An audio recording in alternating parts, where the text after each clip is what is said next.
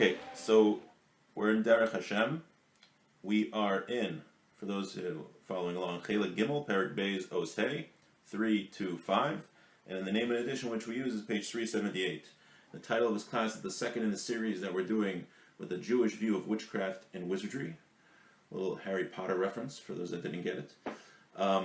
And to be honest, I was a little misleading in the title of the shir because we're going to learn that there's two ways to manipulate the physical world and to, we'll say, use extra physical forces to manipulate things in the non-normal physical manner. There's one way which is considered a holy way, and one way which is considered an unholy way.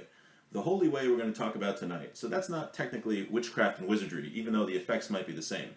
There's an unholy way to do it, which is wrong, which someone who does it gets put to death. A witch or a warlock, whatever you call it.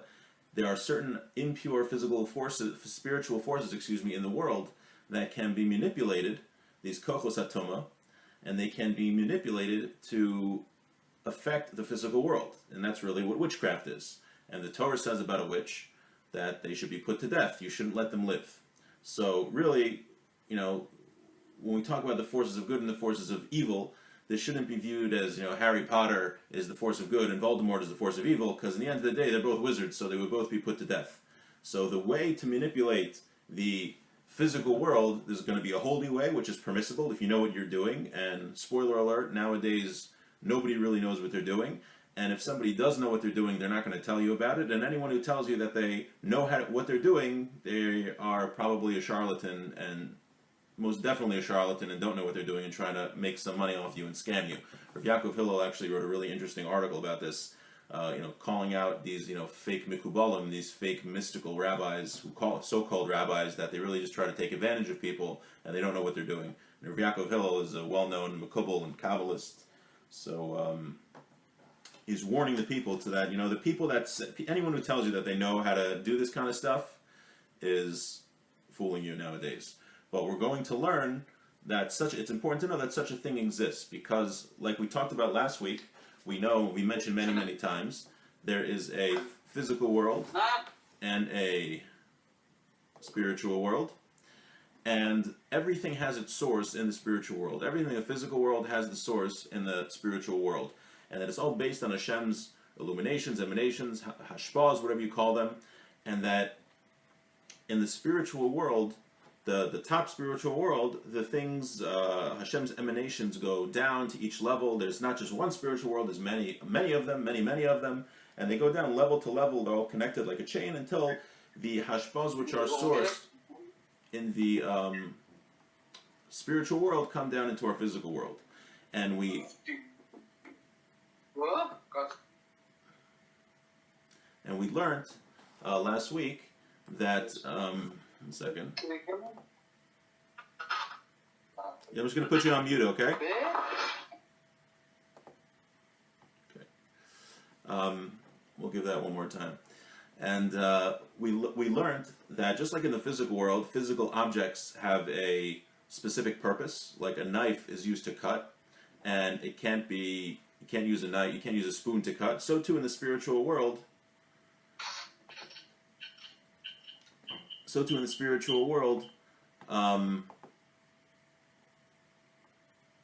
Sorry about that. So too in the spiritual world, there are certain ways to manipulate the spiritual world that just can't be done all willy-nilly. Okay, so let's begin where we left off. Page 378. Ve'ulam heskina chachmasi yisbarach shmo emsaim la'adam shebehem yuchol lahasik hatachlas hazeh im yirtze v'yishtaleh dahainu bitul gvuli hateva ha'elu mimenu. Hashem put into creation a certain way that one could, let's say, transcend the normal, natural, physical boundaries of the universe, right? You want to cut down a tree, you need a saw. You need a chainsaw to cut down a tree. But we're going to learn that Hashem put certain ways in His creation, in His spiritual creation, to accomplish that same goal without doing a physical action. This is all dependent, what we're going to explain now. Now, just again, tonight, we're not talking about official witchcraft. We're talking about certain ways that are permissible and very holy people could impact the physical world. No. The existence of everything is only dependent on Hashem. We only exist because Hashem wants us to. Hashem's existence is the only existence which is necessary and is absolute. Everything else is dependent on Him. Whether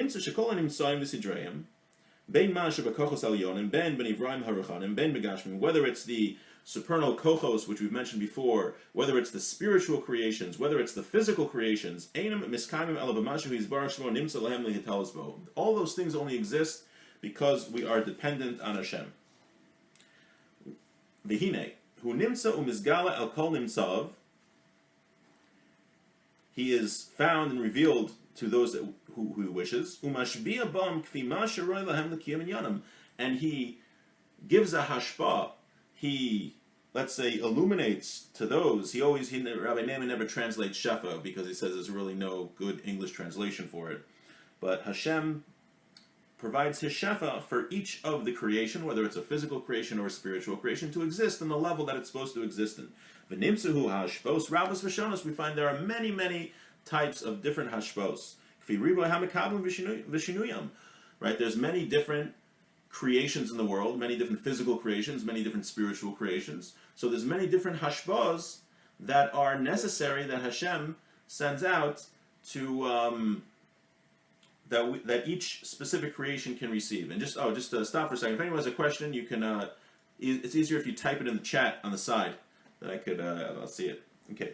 Ubehashpos hahein tali mitzius kol hamitzius l'machul. Kusam kol inyanim ukushim mashcha hashpas haim yivaldu kol tolos anolos mehem b'chol ishtalshos hanim tzayim kvi masha sidr. And when Hashem puts his hashpa into the creation, it goes down, like we mentioned, that all of the spiritual worlds are connected to the upper spiritual worlds through a chain. So what Hashem does through his kochos and through the upper spiritual worlds, he sends his hashpas down into the world, the different worlds, let's say, the different spiritual worlds and the physical world. The angels receive this hashpa from the light of Hashem which was revealed to them.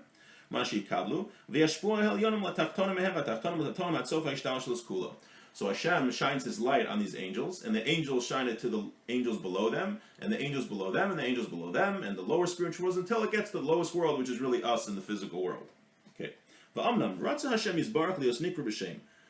going to talk. Hashem, let me just read it 1 second. So he says that, he writes here on the bottom that Hashem made the world in such a way that he shines his light the word he uses is concatenate, that the light starts at a very high level, and by the time that it reaches us, it gets lower and lower, and each spiritual world gets lower and lower, he says, because each area of existence needs to have a certain level of Hashem's light, because if we were just exposed to Hashem's light right away, we would be overwhelmed. And it sounds like we couldn't exist on that level. Check Derech L'chaim. Not sure I explained it totally. I'm just reading a footnote here. But Derech L'chaim is an explanation on Derech Hashem, which is published by Feldheim, where he talks about that concept. Okay. V'amnam, Ratz Hashem yizbarach lios nikra b'shem. Hashem wanted to be called by his name. Kedei sheyuchlo b'ruav lehisar elav v'likro, so that his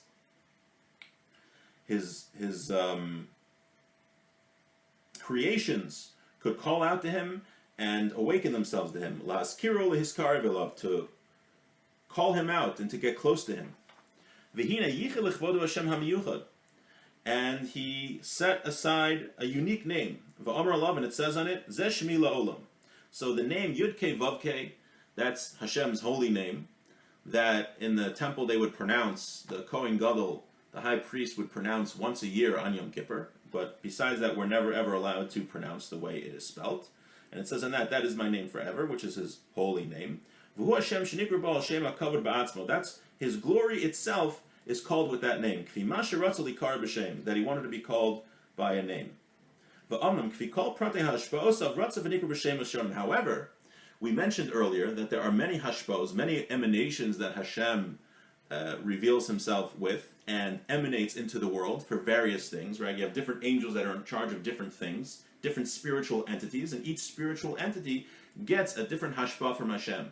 And Hashem also wanted, in addition to his holy divine name, Yud-Kei Vav-Kei, he wanted to be called other names that relate to each hashpa, each emanation, each light coming forth. Now, that name, the Yud Kei Vav Kei, is like the holy name, which I guess refers to his glory in and of itself. But he has other names, we'll call them secondary names, that refer to each emanation that he has, based on the hashpahs that he directs the world. And he says to look at the Rambam, this is the notes, he says, look at Moreh Nevuchim 161, that these names refer to the ways in which Hashem relates to the world, the ways that Hashem directs the world. V'hinei gazer v'chakak, shebehizker b'ruah v'shmo, yimashach lehem mimeno he'ara v'hashpah. So Hashem made it into the world that when you mention one of his names in a certain way, that will draw forth Hashem's illumination in his hashpah. Ke'inin shenemar, as it says, b'chol makom asher asker hashmi avo elecha berachticha. It says in Shemos that every place that I'll mention your name, Hashem says, every place that you'll mention my name, I will come to you and I will bless you. V'ulam, k'vi Hashem she'askiruhu v'yikru bo, kach tia hashpah hanimshachas la'idei askara hahi. Now, based on which name you mention, will determine which hashpah comes into the world, which of Hashem's illumination comes into the world. Perish, to say, ki hashpah shetimashech tia mimin osa hashpah she'al sod v'nisyachas le'izbarach shmo Hashem hahu. The specific hashpah that will come into the world is going to be that hashpah which is related to that specific name that Hashem has. V'amnam b'himashech hashpah tivale b'hechreach hatolada hamichukagasla. And when that hashpah comes into the world, that name will do what it's supposed to do, what Hashem ordained that hashpah will affect in the world. And it will start in that whole chain we said, the highest spiritual world to the physical world. When a person in the right way mentions that specific name regarding a specific hashpah, that spiritual illumination will start from the highest level, will come down through all of the spiritual levels until it gets to the physical world. Hashem made this process with specific conditions and specific rules, that when you fulfill all these conditions, that the hashpah will come down and its effects will affect the world. So we're learning here that Hashem, now this is why it's a disclaimer, the title of the shir. This is not witchcraft, this is not wizardry, this is a real positive spiritual force that Hashem put into the world, that if someone can use in the proper way, Hashem has various names. Each of these names draw down a different emanation or hashpah from Hashem based on how he directs the world. And when a person mentions that name using the right, with the proper conditions, that will draw down that specific hashpah and affect the physical world in such a way. Like they say, the Vilna Gaon said when he could have used the shame of Hashem to get out of jail. You know, whatever specific way that he needed to mention God's name and contemplate God's specific name, whatever specific name that was needed to get that specific hashpah, there's a fly, from the spiritual world all the way down to the physical world would have gotten him out of jail. And you have to know exactly, now, what name of Hashem does what thing. Like we mentioned, just like the physical world has rules, like you need a saw to cut down a tree, you can't use a spoon to cut down a tree, so too the spiritual world also has very specific rules. V'hinei, b'chlal ha'ashpos shegazer she'yimashchu mimenu yizbarach shemo, sider she'yimashchu ha'ashpos shebehagian l'mi shemikablam yivutlam b'kochan gevulos migvalos hateva k'mo shezacharnu. So he says, when these specific hashpahs come down and they're received, they override the normal rules of nature. These names, using these names of Hashem, will override the normal physical rules. So it could be, again, I don't know anything about this, but it could be, normal physical rules are that you drop a ball, it goes down, gravity pulls it down, or however gravity works, the Einstein, I don't know. If you could use a certain name of Hashem and the ball would go up, it would violate the rules of nature. Now, again, I don't know if that's something you can do, make things levitate with the name of Hashem. I assume it is, but I don't know any specifics. Again, we're just learning the general concepts here. This is not a how-to class, and I apologize for those that are disappointed. It makes the person connected to these spiritual forces, and he reaches a level of understanding when he uses these names, these spiritual forces, he reaches a level of understanding which is beyond normal human comprehension, a natural comprehension that he could have had. And there are many other details and branches off of this concept. That the understanding that one gets from using this sounds like two separate things, is affecting the physical world, and then there's prophecy and understanding. This level of understanding is called prophecy, or Ruach HaKodesh, divine inspiration, we'll call it. Like we're going to talk about later. So the section on prophecy in Ruach HaKodesh is actually going to be the next section.